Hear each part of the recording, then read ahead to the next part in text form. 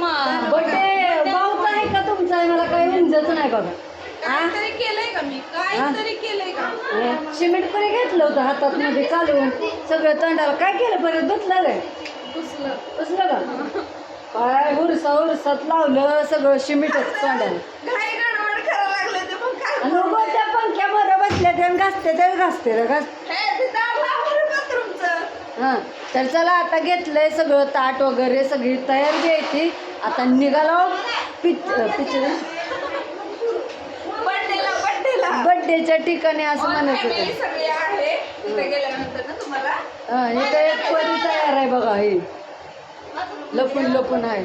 तर चला जायचं. इथं गौरी आहे. हा निघूया की. चला सगळेजण तयार आहोत. इथं आई बी आहे त्या सगळी तयार आहे ती.